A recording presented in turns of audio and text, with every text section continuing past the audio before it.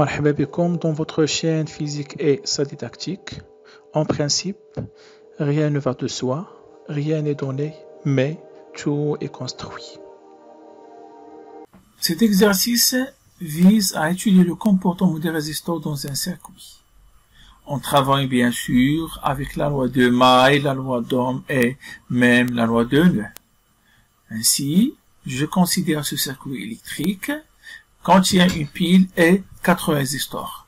Remarquons que les paramètres de cet exercice, la tension de la pile égale 12 volts, j'ai le R1, le R4 égale à 20 ohms, alors que le R3 égale 10 ohms, sachant que le R2 est inconnu.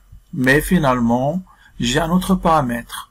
On mesure la tension entre les bandes de R2 et je trouve la tension UAB. UAB égale 4 volts. Les questions, en utilisant la loi de Maille, calcule la tension UBC. En utilisant la loi d'Ohm, tu calcules les intensités I3, I4 et même I1. Question 3, en utilisant la loi de Neu, calculer les intensités I, l'intensité principale, et même le I2. Quatrièmement, déduire finalement la valeur de R2. Cinquièmement, calculer la résistance équivalente entre les bords A et D et bien sûr qui correspond à l'association R1, R2, R3 et même R4. Finalement, retrouver la valeur de l'intensité I qu'on a déjà calculée précédemment. Bien sûr, avant d'attaquer l'exercice, il faut orienter le circuit. Bien sûr, souvent on oriente le circuit avec le sens conventionnel du courant électrique dans chaque branche et même je montre les tensions positives. Bien sûr, pour la pile, la tension positive c'est UPN, alors que les tensions positives entre les différents résistors sont respectivement UAD pour le R1, la tension positive bien sûr entre les bandes de R2 c'est UAB, alors que pour le R3, pour le R4, j'ai la même tension, c'est la tension UBC. Question 1. Je calcule la tension UBC. Pour ce fait, je vais travailler avec la loi de Maille deux fois. Premièrement, dans la maille PADN, j'ai la tension UAD égale la tension UPN. Donc, la tension UAD n'est pas inconnue pour moi, égale tout simplement le 12 volts. Maintenant, je peux travailler dans la maille A, B, C, D. Dans ce cas, je remarque que ces deux tensions s'additionnent, c'est-à-dire la tension UAB plus la tension UBC égale tout simplement la tension UAD. Dans ce cas, l'inconnu bien sûr, c'est la tension UBC, donc je tire UBC égale le UAD moins UAB, c'est-à-dire 12 volts moins 4 volts. Ainsi, je trouve que UBC égale tout simplement 8 volts. Question 2, je travaille avec la loi d'Ohm pour calculer les intensités I1, I3, I4. Pour ce fait, bien sûr, il faut choisir, le bon conducteur ohmique et j'applique la loi d'Ohm sur il. Par exemple, pour le R1, bien sûr, la tension c'est UAD. Donc, tout simplement, UAD égale R1 fois I1. De cette façon, je tire le I1 égale UAD sur R1 égale à 12 volts sur 20. Ainsi, je trouve que le I1 égale 0,6 ampères.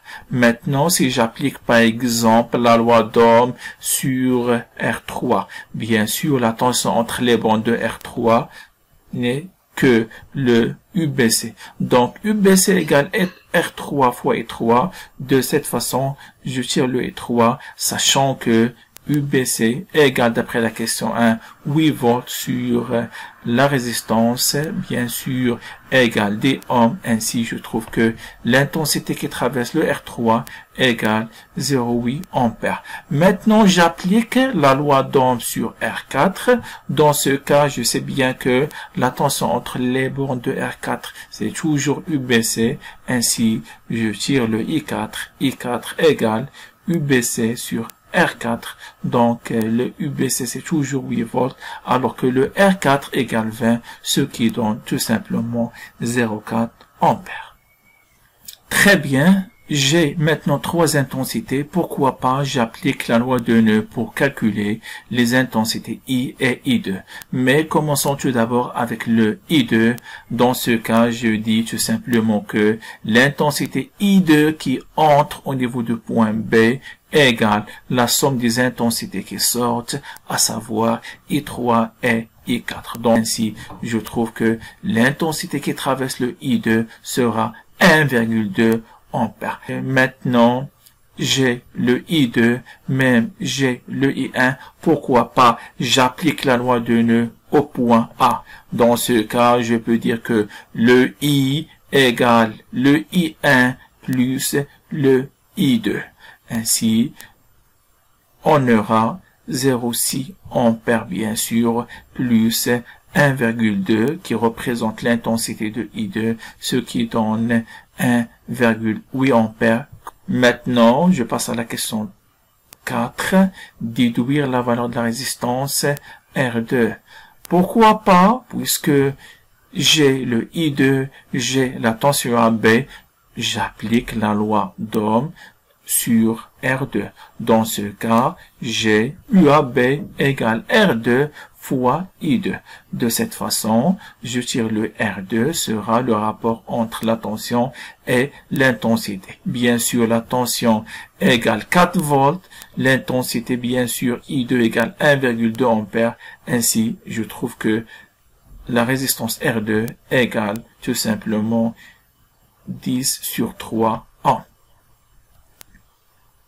Je passe maintenant à la question 5, avec laquelle je calcule la résistance équivalente de R1, R2, R3, R4 entre les points A et D.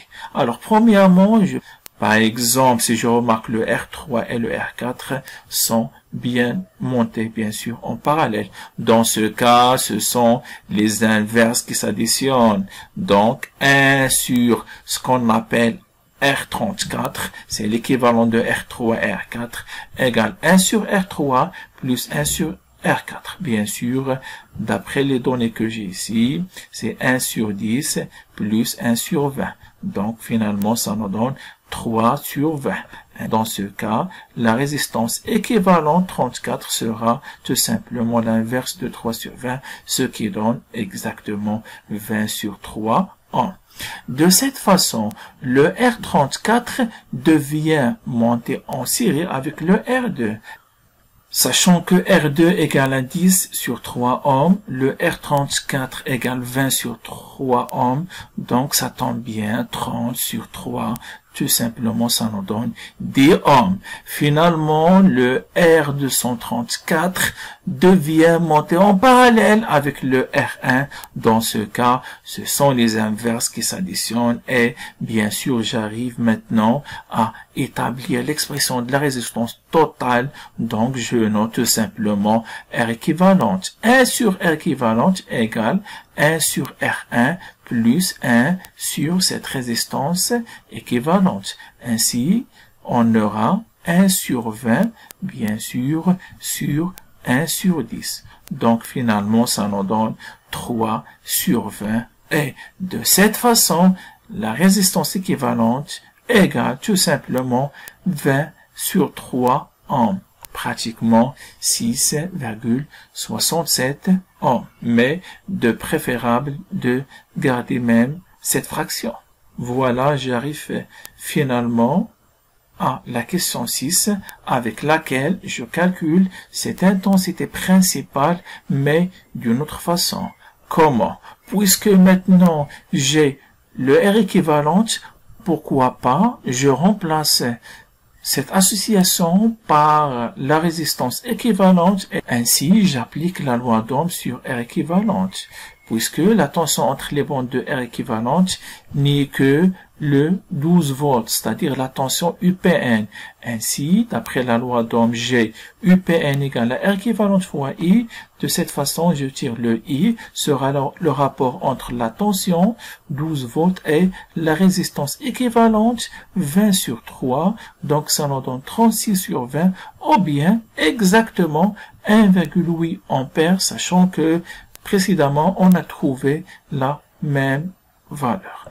Bref, avec la loi d'Ohm, avec la loi de nœud, avec la loi de maille, je peux étudier facilement le comportement des résistances d'un circuit, sachant que même le calcul de la résistance équivalente peut nous donner les mêmes résultats.